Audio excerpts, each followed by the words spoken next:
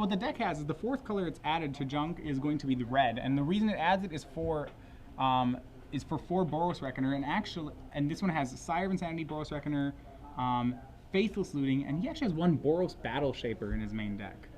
That's one that we will have to show you guys. Yeah. When he draws it, it's kind of an interesting card to ramp into. He's playing against David Kilmartin, who's piloting the Rock. This is not a new deck, but it's kind of been one of the more fringe decks of the format. Yeah. It's designed to be an anti-aggro weapon. It can do, in a pinch, it can do some other things, but this is going to be a tough matchup for Kilmartin. So both players seated and appear to be considering their opening 7. And it looks like we're good, so Meru is going to get things started with a Rootbound Crag. Yeah, so remember, both these are our 2 Thragtusk decks in the format. Both decks are going to be hoping to play, kind of like build their way up to these mid-range threats. I think the difference is that Bhanot has this great card advantage engine, whereas Kilmartin, for the most part, is playing fair. We have a Faithless Looting from Meru. All right, and Bhanot's going to, Meru's going to go ahead and get his engine online. We see the Faithless Looting. And the question is going to be how many of these flashback cards is he going to be able to get rid of? You see Boros Battle Shaper and then another card. So why don't we show Boros Battle Shaper real quick, since that has been dumped into the graveyard. You can see it's a 5/5 for 7. Yeah. So mostly known as a Powerhouse Unlimited, Boros Battle Shaper, it is a 5/5. It makes at the beginning of each combat, it makes up to 1 creature attack and up to 1 creature block. It kind of just dominates combat while it's on the board. You force your opponent's small creatures to attack to their death, usually into the Battle Shaper, and then you force their next creature, to block the Battle Shaper. He kind of just eats 2 creatures a turn, as long as there's nothing bigger than him on the battlefield. And so that's something that Meru has up his sleeve in his arsenal. We saw I believe it was a Mulch there. Yeah, Mulch finding just 1 land, but still dumping a lot of things into the graveyard, including a Lingering Souls. In the meantime, David content to play lands until this turn, where he is going to play a Geralf's Messenger. All right, so this is a good start, I'd say, for Kilmartin. Despite the fact that he doesn't really have any plays before turn 3 as far as threats go. Right. He's going to have to become the aggro deck in this matchup, which is something that his deck's not used to doing very well. Geralf's Messenger is a great place for him to start, especially because that Lingering Souls in Bhanot's graveyard will keep any Desecration Demons at bay. So Meru here looks like he's going to flashback that Lingering Souls. Alright, so remember, Bhanot, because he has this card advantage engine working in his graveyard, really just needs to buy time until he can start hitting, he has better card draw and he has a much stronger late game. So a card like Lingering Souls is going to be very strong for him in the matchup. Geralf's Messenger untaps. David's going to swing in with it. And from Bhanot, we'll probably just see a single chump block. He may take 3 here or chump block it. At some point he's going to start chump blocking, and probably no time like the present. Yeah, so he goes in and puts a Spirit in front of the Geralf's Messenger. And there we see, I believe, what is that, a Sign in Blood? Yeah, there's a promo version. Yep. That's a Sign in Blood. Right, so Kilmartin has his own incremental card advantage. He does have Sign in Blood. He does have the potential to Disciple Bolus something here to try to compete with all these cards that Bhanot is drawing. I think the danger for him is that he doesn't really have a true finisher. Remember, his only creatures are Messengers, Thragtusks, Desecration Demons, and then 2 Disciple Bolus. And because Lingering Souls does such a number on Desecration Demon, it's really down to Thragtusk and Messenger to compete with Bhanot. Yeah, and he's, at this point, starting off with the Messenger is a reasonable start, but he's got a lot more he's going to have to do to take this game. See his hand, he has, I want to say I saw an Abrupt Decay. I think he's actually discarding it there. And yeah, passes back. So you saw him draw 2 off of that Sign in Blood, ended up having to discard, looking for his 4th land drop, presumably. Right, so Bhanot's going to swing with 1 with Lingering Souls, and now his deck's going to reach its own pivotal time, and we see Thragtusk. Yeah, so like you mentioned, these are the 2 Thragtusk decks we have, and Meru is going to go up an additional 5 life. Yep, and remember, both these decks have 4 Thragtusks, so this is one of the only matchups we have in our top 8, which is once again that Thragtusk battle, where both life totals become pretty irrelevant, and it all becomes about who can play the biggest thing. And advantage goes to the Reanimator deck in this situation. So we saw at the end of Meru's turn a Cremate to deal with that Boros Battle Shaper. Yeah, Battle Shaper actually is a card which Kilmartin has a little bit of trouble dealing with. He has 3 Tragic Slips. He has a decent amount of trouble. He has Putrefy and Victim of the Night, so he kind of can deal with it. I think for the most part, David's just using that to cycle it. He wants to find more threats. Right. He could wait to try to 2-for-1 with it with a Cremate, but instead he's opting not to. So Geralt's Messenger attacks, Thragtusk blocks, which of course brings the Messenger back, gives Meru a Beast, and now Meru attacks with his 2 tokens and follows up with a Thragtusk number 2. So Meru with most of the creatures. And here's really one of the dangerous parts of this matchup for David Kilmartin is that Meru's ahead on board, and he's ahead on cards in hand, he's ahead on lands, he's really ahead on every resource right now. Ahead in life total. Right, and in life total. Yeah, double the life total, in fact. Yeah, Meru's deck's just able to do much higher impact things. So, I mean, that Geralt's Messenger can trade with the front half of a Thragtusk, or it can do what David's going to do here and draw some more cards using Disciple of Bolas. So Disciple of Bolas, yeah, drawing cards there. Kilmartin doesn't want to trade it with the front half of a Thragtusk, so he decides to draw 4 with the Geralt's Messenger instead. That puts him up to 17, but more importantly, it finds him more threats. He's going to have to keep hitting his land drops every turn if he wants to play threats fast enough to deal with what Meru Bhanot's doing. Yeah, he's already missed his 4th land drop on turn 4. He's since caught up, and he did just find a 5th land there, which he just played. Now, of course, he has to discard because he's almost out of mana, and got plenty of cards in his hand. Yeah, discarding's pretty fine here for him, simply because of the fact that he has a lot, he's really not choked on how many cards he can have in his hand. The biggest restriction for him is the number of lands he has in play. If you look at the curve of his relevant spells, he has Disciple of Bolas at 4, Messenger at 3, Thragtusk at 5, Demon at 4, has, Garruk at 4, Liliana at 3, so it's really at the minimum, it's 6 mana, but it's more like 7 or 8 before you can play 2 spells in 1 turn. So drawing extra cards isn't bad. He just needs to make sure he's hitting lands. Yeah.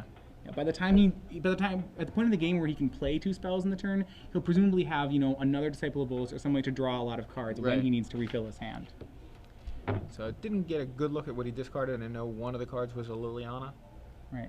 But Meru here on the attack with the Beast, a Spirit, and a Thragtusk. Yeah, really undaunted here. The Augur Bolas is just a 2/1. It doesn't have any good blocks. Disciple of Bolas. Sorry, Disciple of Bolas, the lesser played one. Yes. And he's really putting David Kilmartin on the back foot. He manages to put 4 damage, undoing that Augur of Bolas, and at the same time eating under the Disciple of Bolas, and at the same time he eats the card. Yeah.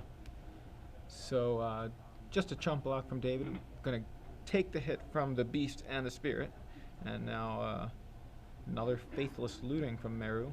Yeah, that one's, and he's now using the actual good half of Faithless Looting where it's just flashed back from the graveyard. He's going to get to, Meru just wants to make sure that he makes a relevant threat every turn just to continue to push his advantage. As you see here, he discards yet another Faithless Looting. Yeah. All right, Meru taps 3. Looks like he's got... it looks like a Boros Reckoner. Yeah, that's what I'm guessing. guessing. He needs to be careful that he plays, because David's drawn 7 cards, he needs to be careful that he's playing around Mutilate here. It's one of the few ways that David can capitalize on card advantage, and you have to think, if you're Meru Bhanot, that his opponent probably has one. I mean, he's drawn so many cards. At this point, yeah. Right, so instead... He's going to go ahead and flash back that Faithless Looting that we saw him dumping at the graveyard from the prior Faithless Looting. This is a play I really like. He's just setting up for the perfect hand. I think what he's trying to do here is he just wants to go over the top. He's trying to set up a really good Angel of Serenity. Maybe like Unburial Rites in hand, Angel of Serenity in hand. That's something that David's deck, no matter how many cards in hand he has, will have a really hard time dealing with. He only plays 2 Cremates. He's already used one of them. So on David's turn, with an empty board, just 5 lands on his side. Yeah, so David has a pretty big game plan that he has to assemble here. He first has to deal with the board, because the board can kill him in 2 turns. Secondly, he has to find some way to deal with the possibility that Meru's going to play an Angel of Serenity. In the main deck, there aren't very many ways that he can actually deal with this. So first, he has to clean up what's going on and then find a way to win before an Angel hits. And there's the cleanup right there, the Mutilate, which is going to deal with everybody but the the second half of the Thragtusk. Yep, and we may see a tragic slip, and we do not. He does actually, despite drawing those cards, did not hit a sixth land. So David's going to be pretty much limited once again to one spell a turn, which is not going to be enough to compete with the plays that Meru Bhanot's plays making. 24 lands, so you'd think he'd have hit some off of that big draw step he had. Well, not draw step, but all those cards he drew. Yeah, so as we see in Bhanot's hand, he has triple Boros Reckoner, and now he has to make a value consideration. Just how much more does he want to commit to the board? So he has Kilmartin down to 10. He probably wants to is going to increase his clock to 2 turns by adding 1 creature. He may try to add 2 in case he's playing on a removal spell, but he has to be careful about another Mutilate. Yeah, so he plays that Boros Reckoner that we thought he might play last turn, and passes back to David. David draws a card for the turn, found a swamp, so he's up to 6 lands. And it looks like he's got a play, and it is actually another Mutilate, as you suspected he may have. Well, yeah, I mean, you suspect that David has a lot of different, he's drawn so many cards. Okay, he doesn't have a land. He doesn't, you can kind of start doing by exemption what you think he has. Right. It's like, okay, well, if he doesn't have all these things, he probably has a really removal-heavy hand, and doesn't even have a tragic slip in it. At that point, I think you put him on having another Mutilate. Right. So finally, for the first time since very early in this game, the board is entirely clear of creatures, with Meru at a healthy 26 and David at 10. Meru has the advantage on lands. He's got 7 to David's 6, and he's got at least 1 Faithless Looting in the graveyard that he can use to flash back. That he can flash back if he'd like. Yeah, he did get 2 for 1 there by the Mutilate, and so because the number of cards in his hand is getting a little low, he's got to be careful with it. He does have the 1 Faithless Looting left. He wants to make sure that he can find his way to an Angel of Serenity, and that'll rebuy him really all the cards he needs. But right now, yeah, he's got double Boros Reckoner, so that's the second and third copies of Boros Reckoner that Meru has cast this game. Yeah, interestingly enough, I think this is where the 4-color Reanimator deck is actually weaker than the Junk Reanimator deck. Boros Reckoner is great against aggro decks, but especially when your opponent's playing all black cards, Boros Reckoner is pretty much a 3/3 for 3. Yep. And as you see, a Victim of Night, I believe, there to take out one of the Reckoners at the end of Meru's turn. Yeah. And Garruk Relentless from David. Right, and I think where Boros Reckoner is going to be helpful is that it's really hard for David Kilmartin to deal with it with creatures. As we saw that he just took 3 off a Garruk Relentless. Right. If he had a Desecration Demon, he probably couldn't even block Boros Reckoner with it. Yeah, that's a very good point. So the Garruk Relentless trades with the Boros Reckoner, and Meru again on his turn has the it's on him to repopulate his board, and he's got another Faithless Looting to help get that going. I think what Meru wisely here, normally when you have a Faithless Looting in hand and one in the yard, you flash back the one in the yard to discard the one in the hand, because every time you cast a Faithless Looting from your hand, you're actually losing a card. What Meru is doing here by casting one from his hand is I think he's just trying to dig to Angel of Serenity. So if he wants to do that, what he needs to do is cast as many Faithless Lootings as possible. Right, so he wants the mana. He wants the one from his hand, he wants the flashback on the one in the yard, he wants the flashback on the one in his hand to help him draw 2 extra cards. Okay. So he finds a Sire of Insanity. Yeah, a huge hit from Sire of Insanity. The question is, does Kilmartin have another Victim of Night? Remember, Sire's a demon, and demons actually can be killed by Victim of Night. If not, it's going to cost him all his cards. Yeah, looks like we were going to go with a Cremate. Yeah, and that's going to not leave him an out. And both players should be discarding their hands at this point. And that's a huge hit for David Kilmartin. We see Desecration Demon and a whole other host of cards hitting the graveyard. So now it's a 6-4 versus nothing, and David Kilmartin's at 7. And he discards the swamp. Yeah, he draws a card and says go, and Bhanot points out, no, okay, that's fine. Now you have to discard your card. Right. Yeah. And he's chip him down to 1. Oops. With that 1 card in hand, Meru Bhanot is going to flashback Faithless Looting. Yeah, it seems like Meru has a lot more than 1 card, doesn't it? Well, yeah. Faithless Lootings really help cheat that. He does cast it. He discards a Blasphemous Act. And you can see, I think that's another reason why he was casting the Faithless Lootings from his hand, because he was going to have to discard them anyway. Right, so Grizzly Salvage is out. Now he has an Unburial Rites in the yard, along with Boros Reckoner, just continuing his engine.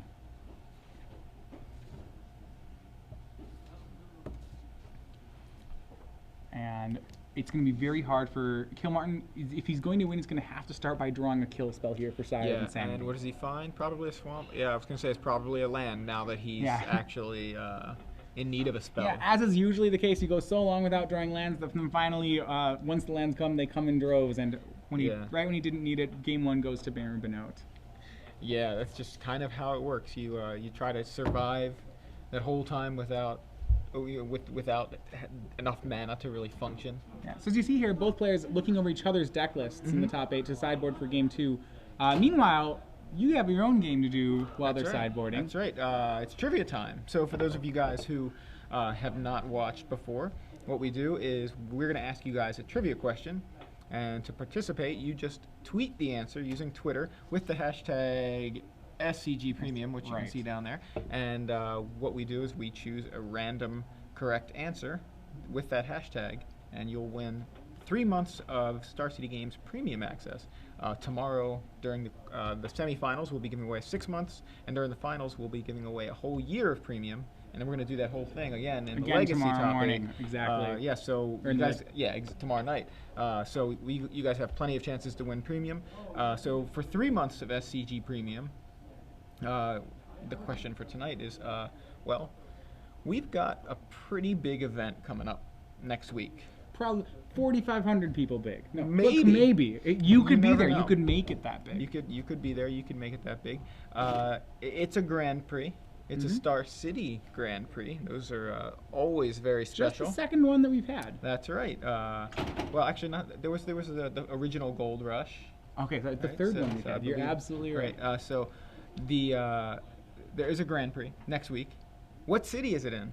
Yeah. If you've been watching all day, you've seen some promos for this particular Grand Prix. This is a real softball. Anybody who's been watching should know the answer to this one. So just make sure that you have SCG Premium on it, and we will announce the winner at the end of the top 8. Yeah, you don't need to tweet at SCG Live or at anybody. Just tweet the answer, include that SCG Premium in that hashtag in the tweet, and you're in the running as long as you have the correct answer. Because if you got it wrong, then sorry. So bring us back to the match. We have right now Meru Bhanot up 1 game in what seems to be a pretty good matchup for him against David Kilmartin.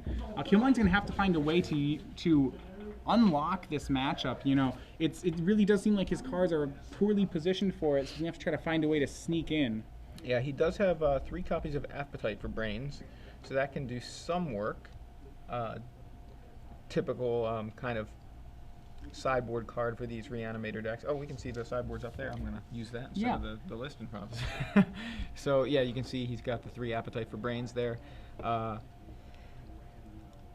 He's got more removal. Sever the Bloodline, I mean, is something he can use to deal with some of the bigger guys. So there's a number of ways that David can approach this matchup based on his sideboard. I think first of all, he can try to not kill things and exile things instead. Meru's deck is a Reanimator deck, and you see that when you mentioned Appetite for Brains, Sever the Bloodline. They're excellent because they deal with the threats permanently.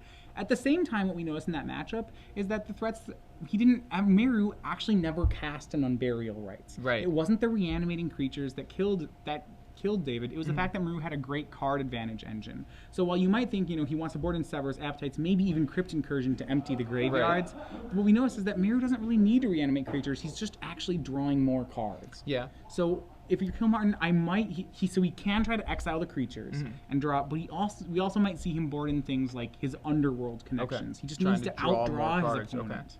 That's an interesting. Yeah, I wouldn't have thought about that. I think, but I think that's a good point. As far as card draw goes, I think that's the only card in his board that he has that he can use to draw more cards. I do think we'll see him use Sever the Bloodline because Sever the Bloodline does have a flashback cost on it. In a way, it is a card draw. He gets to cast it twice. Yeah. I do think we'll probably see Crypt Incursion out of him just because if he has a card like that in his sideboard, you have to think this is the matchup he's planning on having it for. Yeah, I agree. On Bhanot's side, we saw Boros Reckoner in that last matchup be pretty underwhelming, and I think we're going to see those cards come out for sure. They're for the aggro matchup, and because Meru Bhanot has such a diverse sideboard, he has a lot of different ways he can go with the deck. I think we'll just see things like Acidic Slime, Olivia Voldaren, Assemble the Legion. These are all cards that he actually has in his sideboard. I think he just wants things that hit harder. He wants to become less of a Reanimator deck and just more bank on the fact that his cards are more powerful. Yeah. So it looks like we've got. Well, I think David's evaluating his opening 7. I'm trying to see what I can see. I see a Mutilate. I see a Swamp. It looks like David may have Sign in Blood. It's a couple and a pair of Swamps. It seems like a hand that would be hard for Kilmartin to ship. He's going to, so we must have missed something in it. Yeah, and so is Meru is also going to go to 6. So. Yeah. So as these players go to 6, we're going to talk about a little bit, if you followed from the beginning and are wondering how some other people are doing in the top 8, we have, in our 1 versus 8 matchup, Alex Evans up a game on Daniel Duterte. Remember, Alex is playing a red-green aggro deck. He's our overall 1 seed. Daniel Duterte snuck in, to the top 8. He needed some help in the feature match we watched. Actually, he needed an assist from the Hexproof player, and he got that to sneak in at 8th. He's playing Junk Reanimator, but Duterte's down a game, and he's going to have to battle his way back in. Remember, the winner of that match plays the winner of this one. Okay, yeah, and that's the match that we also discussed. The fact that the red-green deck has such a good matchup against a Junk Reanimator because it's going to go ahead and get under there before the Junk Reanimator can really set up. Yeah, so Alex Evans, a person, we said before, I thought he might win the tournament because of how the bracket favored him. Also, he's been playing really well this weekend. He's got to be pretty happy if he knows that David Kilmartin's down a game, as The Rock has got probably his worst matchup in the field. Also, the Esper table looks like the Esper table is on game 3, yeah. actually. So this is Robert Cedar. He is one of our undefeated players. He's playing Esper Planeswalkers, losing game 1, but taking game 2 from Lloyd Kurth, who's on Esper control. So there will be an Esper in our top 4. We'll keep you informed on which one makes it there. All right, these guys have their 6. Are they keepable? I see a Thragtusk. I see a land. Black-green duel. I see, I believe, an Appetite for Brains. I think I may have seen a Garruk Relentless, but I'm not sure about that. All right, and it looks like a keep. Keep. It doesn't look like a happy keep from me. It looks kind of a shrug. I guess I'll keep. Yeah. We do see the Appetite for Brains. And what I like about Kilmartin is rather than shocking, he just chose to not, just to not cast Appetite. Right. In a matchup which is slow like this, it's worth your time to wait a couple turns before casting Appetite. It's not like Bhanot is going to be able to dump many of his cards that cost more than 4. Right. And you see Unburial Rites. Blasphemous Act, 3 lands. Grisly Salvage, 2 lands. And Angel of Serenity, which is actually hit with the Appetite. Interestingly enough, Meru has decided to keep Blasphemous Act in this deck, which I can only makes me think that he's also decided to keep in his Boros Reckoners. So it'll be interesting to see what game plan he's chosen to go with for this matchup. He may just try to assemble the old Act 2 combo. Right. So we'll see. And David passes the turn back. Meru plays Sun Petal Grove and passes. Yeah, depending on how much instant speed removal David's actually kept in, this might be a really wise plan for him. Right. And David finds his 3rd land and just passes back, so it's just land go at this point. Yeah, on a Mulda 6, especially in a matchup like this, the one thing you don't want to be short on is lands, and both players, to their credit, have kept hands that are not short on lands. Yeah. Meru doesn't have much that he can cast right now, which is the one part that could be a little awkward for him. He has, as we saw, that Grisly Salvage, but no black source yet. So Geralf's Messenger comes down for David Kilmartin, and he, I believe, just missed his 4th land drop for the 2nd consecutive game. Yeah, this game it may be enough. It remains to be seen. Bhanot doesn't have any plays yet, so we're going to see a mulch from him here. But if he doesn't find a black source or some way to stand corrected, yeah, I was going to say if he doesn't find some action, this Geralf's Messenger could do a lot of damage. But this is his engine is getting very online here. Now that he has 2 more lands, a Faithless Looting in the yard, and a Grisly Salvage enabled in his hand, he's got a lot of action all of a sudden. So that mulch hits 2 lands, and he's going to go ahead and play that Godless Shrine untapped. Yeah. Meru still has to be careful that he's not too cavalier with his life total. Remember, Geralf's Messenger, even when you're able to kill it, still takes chunks of your life points with it. So, he has in his hand, fortunately, a Sever the Bloodline to deal with Geralf's Messenger, but he still needs to, make sure that he's not taking too much incidental damage. So Geralf's Messenger gets in for 3. And a 4th land is found for David Kilmartin. Yeah, Bhanot is at 13 now, and he does not have a Thragtusk as of yet. So it's possible Kilmartin can continue to chip away at his life total. Nonetheless, go ahead. Yeah, no, I was going to say, nonetheless, I still think that Bhanot's in a pretty good situation. Right, just his typical kind of card advantage engine. Yeah. Is really coming together. All right, so it was David Kilmartin, who was tanking there, he decides to cast a Desecration Demon. Yeah, and you have to wonder what he thinks his other play is. Possibly Augur. He's probably thinking Disciple of Bolas. It's really hard for him to play anything other than Desecration Demon. He's got to be the aggressor here, and Desecration Demon is the most aggressive card in his deck, especially when he hasn't seen a Lingering Souls from Meru yet. So you see a Grizzly Salvage from Meru there at the end of turn. You got Reckoner, Faithless Looting, double lands, and Meru's going to take one of those Reckoners and everything else to the bin. Yeah, so taking the Boros Reckoner there gives him an answer, well, a theoretical answer to the Geralf's Messenger. Meru has got to know that that's a lukewarm answer at best, especially when your opponent's playing as many removal spells as David Kilmartin is. Yeah. The danger about playing Boros Reckoner here is that you don't have enough mana to do anything else, and that one kill spell will drop you to a very low life total. So Meru chooses to use Sever the Bloodline to deal with that Desecration Demon. Yeah, and I really like that play. Meru cannot, under any circumstance, afford to take a hit from that Desecration Demon. It just deals too much damage. And he also still has the ability to flash back Sever the Bloodline on Geralf's Messenger. Yeah, he's already building up to that point. In the meantime, Geralf's Messenger is going to keep taking chunks out of his life total, and Meru now down to 10, I believe, from that last hit from the Messenger. David finds an Overgrown Tomb, which he's going to play untapped. Thragtusk. And there's a Thragtusk from David Kilmartin. And David's doing exactly what he needs to in this matchup. He just, his deck is a little threat light. It only has 14 creatures in it. If he can continue to make creatures, though, that's exactly how he wants to attack Meru Bhanot. He can't let this go to the late game. So with the Thragtusk and a Geralf's Messenger, he passes his turn to Meru. Meru is going to have to find some way to answer all these creatures. As you mentioned, he's got the Sever the Bloodline in the bin that he can flash back once he reaches enough lands, but he is not there yet. Right, so as we see, he has a couple options. He can flash back the Faithless Looting on 3. He obviously wants to be building toward the Sever the Bloodline to take care of Geralf's Messenger. He has Boros Reckoner in his hand, which in theory could answer either of these creatures. Right. But you know that David Kilmartin's playing a black deck, so that's not really the line you want to choose. Yeah.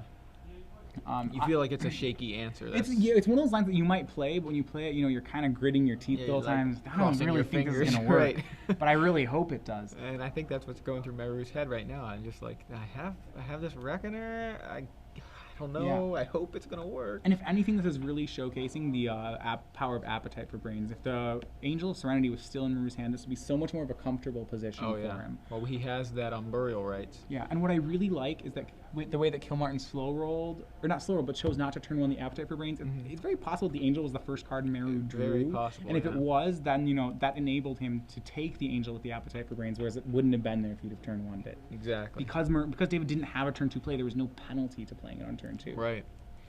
So now David's turn. He untaps his 5 lands. He's got a Thragtusk and a Geralf's Messenger. Yeah. Does he have the kill spell for Reckoner? You think he does. He's got something going on. It looks like it's going to be a Disciple, I'm thinking. Oh, and if it is a Disciple, that's got to be great news for Meru. And it's not. It is Sever the Bloodline. Sever the Bloodline, so it's the removal spell. Yep, it's the one Sever he has out of the board. We said before, these 2-for-1s are going to be really important for him in the matchup. Even if he doesn't get to cast the second half of it, that kill spell is excellent here. So that's 8 damage coming across, going to knock Meru to 2. And Meru's going to go ahead and Grizzly Salvage at the end of turn. Finds, I believe that was a Gisela, a Thragtusk, 2 lands, and a Faithless Looting. You have to think he's taking the Thragtusk. He can't be at 2 life because right now he can't even block or kill Geralf's Messenger because he's at 2. It seems a no-brainer. He's going to need more life points to win this game. Yeah. I think that that Gisela is calling to him with the siren song of those angels, but Thragtusk is really what. Well, he doesn't have an Unburial Rites yet, I don't believe. Yeah. So he's gonna have to find his way to an Unburial Rites. He does have I think he does have Unburial Rites actually. I think that he does. He has an Unburial Rites. Oh, in hand. Yes, he does. Oh, okay, now I was gonna say not in the yard. Sorry, so there's not one in the yard. His hand. Yes, exactly. We saw it actually on the Appetite. Okay. So yeah, he does have that. So the Thragtusk is pretty much what he needed to find off that. He's in a reasonable spot here. I think we're just going to see the Thragtusk, I imagine. It looks like he's just deciding how to tap switching things out. Yeah. Yep, and we'll see. Right, Thragtusk. So he still will be alive for next turn. Thragtusk is going to likely have to trade with the other Thragtusk. Right. Because otherwise he still takes 7 damage. So he's kind of locked in on a play here. Yeah. Now, David has missed his land drops again for a couple of turns. He is nowhere near being able to flash back that Sever the Bloodline. Yeah, so we do have one update. In our 2 versus 7 matchup, undefeateds continue to be undefeated as Panda Win takes 2-1 over Kevin Zeit, the Naya aggro versus Jund aggro matchup. And it's exactly as we thought. Yeah, well, you know, it's a really close matchup. Both decks are almost the same in size, but the slightly bigger creatures from Panda's deck were able to take the match. So you see David reading Gisela, Blade of Gold Knight. So we'll put that up on the screen for you guys. There was a Reanimator deck in Avacyn Block constructed, and this was one of its targets for it. It hasn't really seen much play since then, but Gisela is pretty much unbeatable once it's on the battlefield as far as combat goes. It doesn't have a way to protect itself from black cards, but it basically doubles all your damage and halves all your opponent's damage. If creatures fight, basically your creatures just win. Right. Yeah, it's a really, really, really strong card once it's on board, and if they can't find a way to deal with it. But in the meantime, you see David swinging with both of his guys. The Thragtusks trade, as we suspected, and Meru falls to 4 off of a hit from the Geralf's Messenger, leaving behind 2 beasts, one on each side of the table. David finds his 6th land. I want to say 6th, or yeah, I believe it was his 6th land. Yep. And Right, so yeah, and we said before, you know, David unfortunately not hitting lands, and I think that's not so much of a problem in his, like, he's not getting unlucky. It's kind of just a consequence of playing a deck with not very much card draw. And, you know, naturally hitting 7 lands when you're not playing cards like Mulch, you know, is actually fairly difficult for a deck, and, you know, most decks don't want to. We see here. I was more concerned when he missed his 4th land drop 2 games in a row. Yeah, we see here he's playing a 24 land deck. You know, that's only marginally more lands than an aggro deck. So, you know, aggro decks hate hitting 7. So we have an Angel of Serenity. Angel of Serenity and Crypt Incursion in response to Angel of Serenity. So Crypt Incursion, a pretty powerful card. If we, it's pretty narrow, but it looks like Meru targeted his own Thragtusk and both of Kilmartin's creatures. What Crypt Incursion does is it exiles all the creatures in target player's graveyard, and he gains 3 life for each one exiled. This situation, it exiled 3 creatures, so he gained 9. More importantly, he can now kill that Angel of Serenity without Meru rebuying the Thragtusk. All right, so Meru trying to find a way to get back into this game, down to 4 life. There you see the Crypt Incursion. I would say he's definitely back in it at this point. And David has found that 7th land, so he's going to go ahead and flashback Sever the Bloodline, dealing with that Angel of Serenity, getting back his Geralf's Messenger. Right, and here's a terrifying thing. Meru's at 4, and David has a Geralf's Messenger in hand. The card which is pretty good at dealing 4 damage. Yeah, it's pretty good at that. So you see the lone beast token, the only creature left on board that is on Meru's side. We're going to see I believe that was a knocked on Faithless. Right, well, there are no creatures left in his deck, so he's going to have to, you know, do some work here. Yeah. He draws 2 things. I don't believe either of them are creatures. It looks like he has drawn possibly a Harvest. Yeah, he's drawn as one of Harvest Pyre, so he definitely still has his Boros Reckoners in. As we've seen one of them, it's got to be the whole set. So he has Blasphemous Act and Harvest Pyre. Surprisingly, he doesn't discard either of them. He's going to burn through more Faithless Savings. Yeah, just trying to find some sort of answer. So on David's side, we know he's got at least that Geralf's Messenger in hand. I don't know what his other card is. He's got 2 cards and then something off the top. He can play the Messenger to knock Meru to 2 if he has some way to even kill his own Messenger. Yeah, I mean, if he has a Disciple of Volus, that's just then Messenger, then he can deal lethal. Yeah. But, you know, he only has so many turns to do it. Remember that the 4-color Reanimator deck, just like is even more so than the Junk Reanimator deck, is really good at sifting through all its cards very quickly.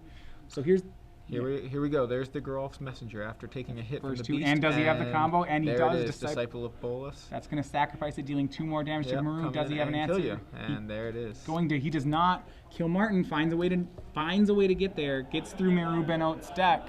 We're going to go to game 3. Yeah. I can't express how much I like how David played that game.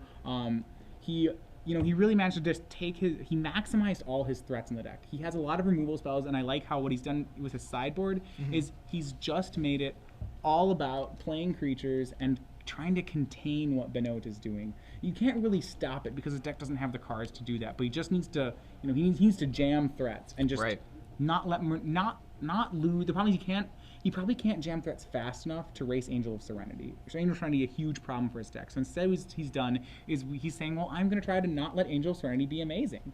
So what did we see? The first one got Appetite for Brains. Right. The second one, Crypt Incursion stopped it from rebuying, and he was able just to kill off 2 Angel of Serenities and deal exactly 20. And the funny thing is how that Angel actually allowed him to recast that Geralf's Messenger and have that combo, because even if for some reason the Geralf's Messenger had been dealt with otherwise, if he didn't get it back, maybe it had been exiled from a Sever the Bloodline, as we thought that Meru was working towards, rather than Angel of Serenity. What if Meru had decided to go with that line instead of, because he had the Sever, right? He still had the Sever to flash back. He could have severed the Messenger instead of casting Angel of Serenity. Right, and that would have dealt with the well, it still would have been the Thrag Tusk token. Okay, which he exiled. But you're right, because he was at 4. It may have been that Meru was supposed to do that play. I think the temptation of rebuying Thrag Tusk was pretty high there, and that's what Meru was playing toward. We didn't get a chance to talk about Meru's sideboard. So no, that's right. Yeah, we did notice what he did decide to do is keep in his Boros Reckoner combos. This is Blasphemous Act, Boros Reckoner, Harvest Pyre. So one of the options would have been to sideboard that out. I think what he's chosen to do instead is just to sideboard out some of, well, not too much. I think he decided maybe his Lingering Souls, though I'm even a little skeptical on that. What he does have is he has boarded in the Gisela. As we saw, he may have boarded in Acidic Slime. I would imagine he has. It's a control deck. You usually use it in that matchup. Yeah, especially seeing his opponent getting, being in these situations where he can cast 1 spell a turn. Yeah, the other cards, which I think he has a bunch of ways to do it. Olivia Voldaren, if he just wants to go mono good threats, Olivia Voldaren's a great choice. It demands an answer. But that said, a black deck does have a lot of answers to it, so he may not use that one. He could also use Pillar of Flames if he wants to try and contain Geralf's Messenger. It's the only card in David's deck that it's good against, but it is very good against Geralf's Messenger. Yeah, and that Messenger, actually, that one Messenger is what did the majority of that damage there, I think, in that game. At least it got things started. And then it ended things alongside that Disciple of Bolas. It's the same Messenger. Some bad news for Kilmartin and some good news for Bhanot here. In the 1 versus 8 matchup, we had actually quite a comeback. Down 1 game, Daniel Duterte in his Junk Reanimator deck offed the #1 seed, Alex Evans.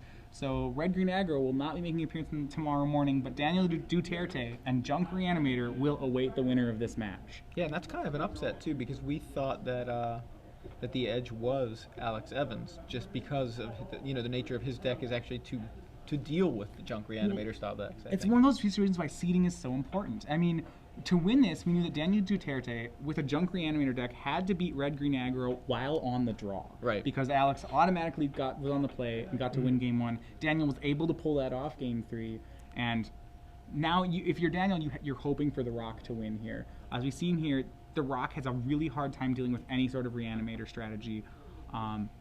Whereas 4-color Reanimator versus Junk Reanimator, that's a much closer matchup.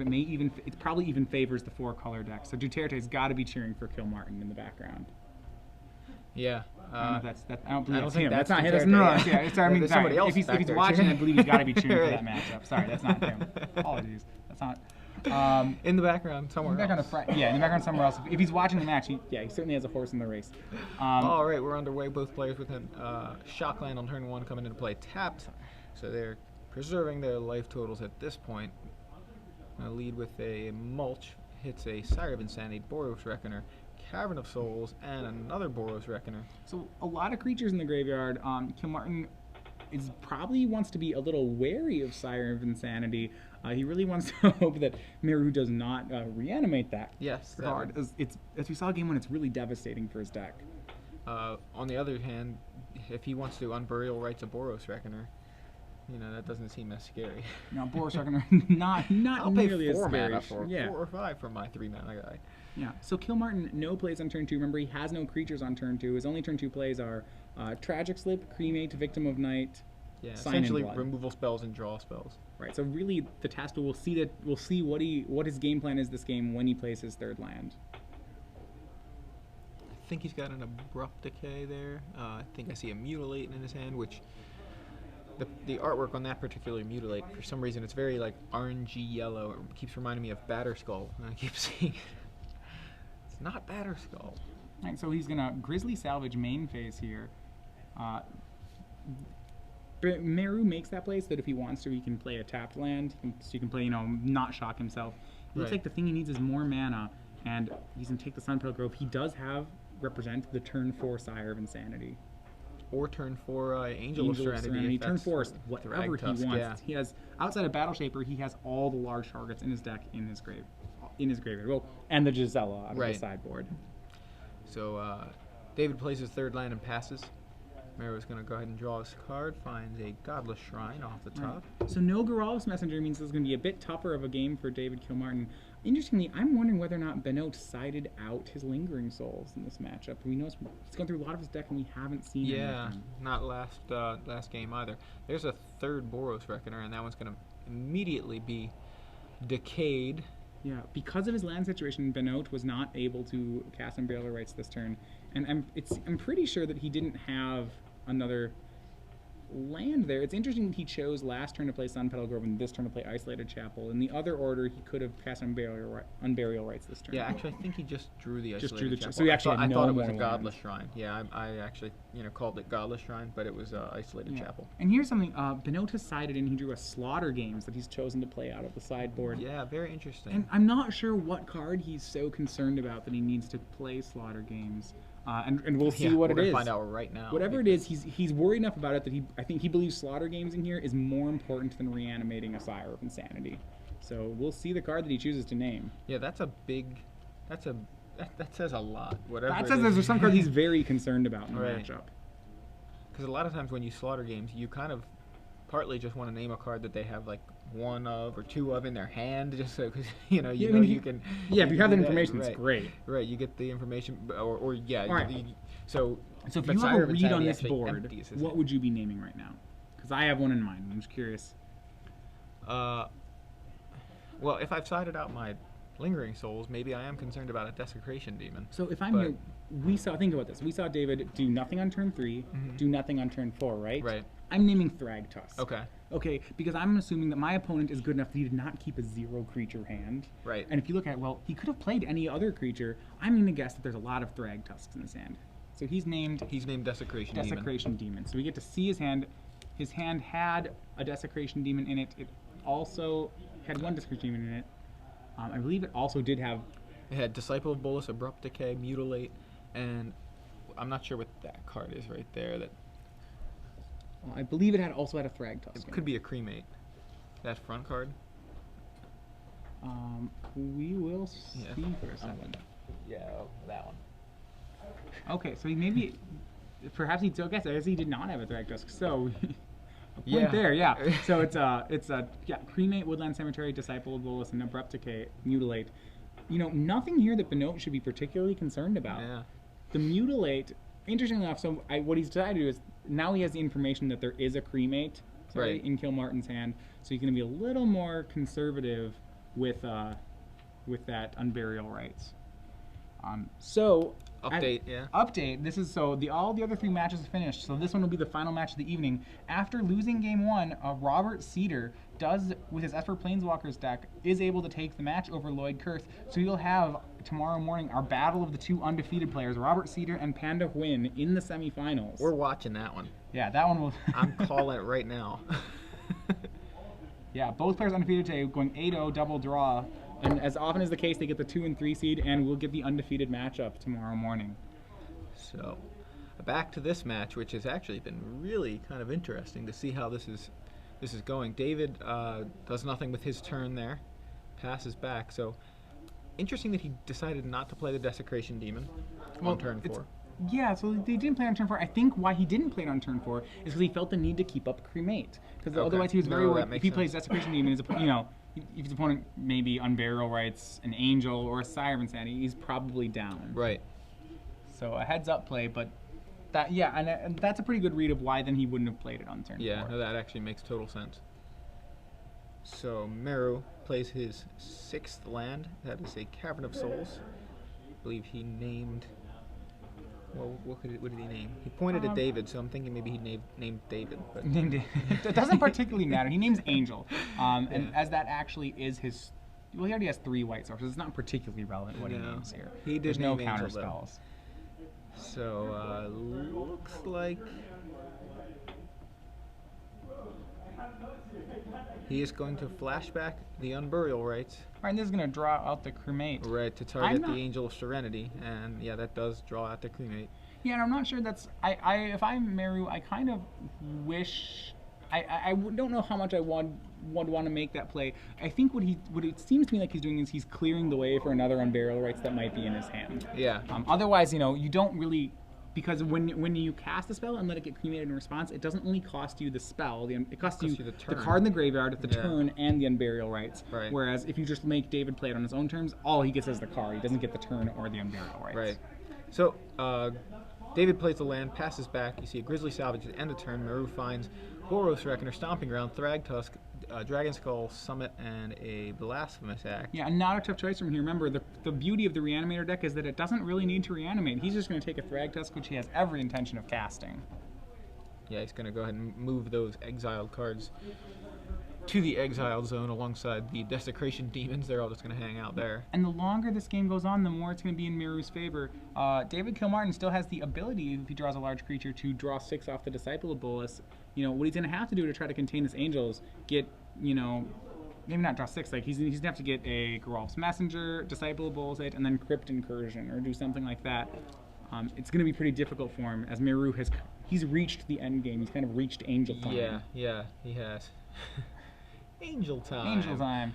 There's that Unburial Rites that you suspected maybe in his hand. He's going to go for Sire. Instead of casting the Unburial, instead of casting the Angel in his hand. Or casting the Angel, yeah. Yeah, he's just going to go straight for Sire of Insanity. And he knows that Kilmartin's hand was Mutilate Land, Abrupt Decay, Disciple of Bolas. Yeah. Nothing else. Sticks and everything's in the bin, so we're in top deck mode, except one player has a Crawl Worm. Yeah, one player has a Crawl Worm, and the player with the Crawl Worm also has an Unburial Rites in the graveyard. Yeah. It's, actually has more cards in his hand. Hand, right. And David does top deck an answer. Putrefy, both players with an empty hand. Now you're going to see the power, I believe, of Angel of Serenity. Yeah. As Meru's hand will be anything but empty. Or not his hand, but his ability to play He's going to have a 5/6, which is going to reload his hand if David even finds an answer for it. So I'm going to flashback an Unburial Rites on Angel of Serenity. I think I'll grab Thragtusk, Sire of Insanity, and Thragtusk. Yeah, interesting enough, he chose all 3 of the best creatures, so he's not even concerned about what happens when he draws another Unburial Rites. He's before he's concerned about that, David's going to have to answer this Angel. Yeah, he's like, I'm just going to attack you with Mahamoti Jin until you can... oh, by the way, and there's a second ability in this Mahamoti Jin, and it's, if you kill it, I get Thragtusk, Sire of Insanity in my hand. So it's a slight upgrade on the card. It's a Mahamoti that gives me an Ancestral Recall if you deal with it. All right, so far, Meru's just fighting with old cards from like Alpha, right? So he's got another Angel of Serenity, Mahamoti Jin, Ancestral Recall. Yeah, interesting enough, this might be a little bit of a greedy play, because triple Boros Reckoner under no, because it doesn't matter. I was gonna say because now David could play another Swamp and could mutilate, and then he can't loop Angels. But I mean, if David does that and mutilates, Meru gets a 6-card hand. That's incredible. And yeah, it's really not.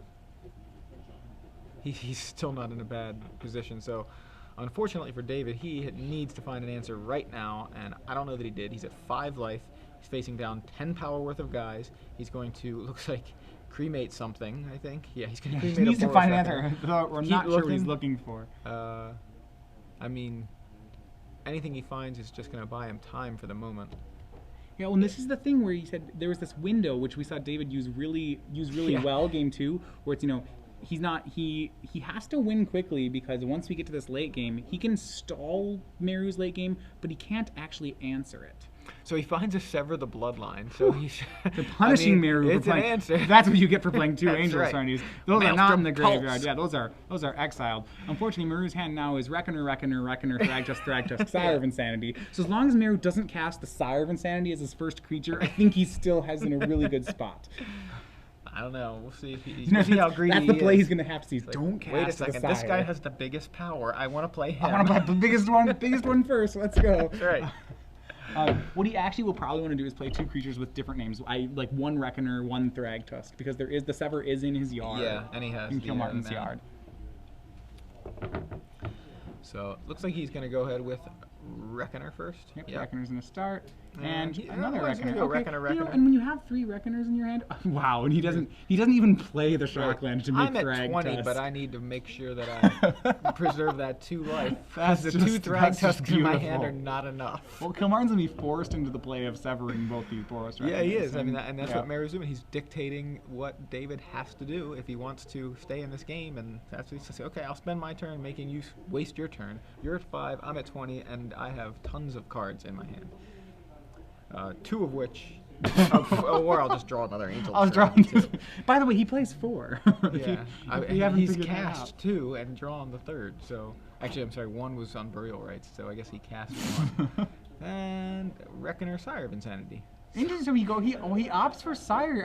I don't. Sire. Well, I don't understand why you'd cast Sire. But okay, all right. He's gonna cast Sire of Insanity. I mean, it doesn't really matter what he casts. But it just seems... I like casting Angels and Thragtusks, but I Yeah. guess it doesn't. All the creatures win the game. It's fine. Yeah. And So- is that last card an answer from Meru Bhanot? Or sorry, from David Kilmartin? Can he answer this seemingly never-ending stream of creatures? No. Meru Bhanot, 2 games to 1, defeats David Kilmartin for our final quarterfinal match of the day. Yeah, that was... and look at that, 50 minutes.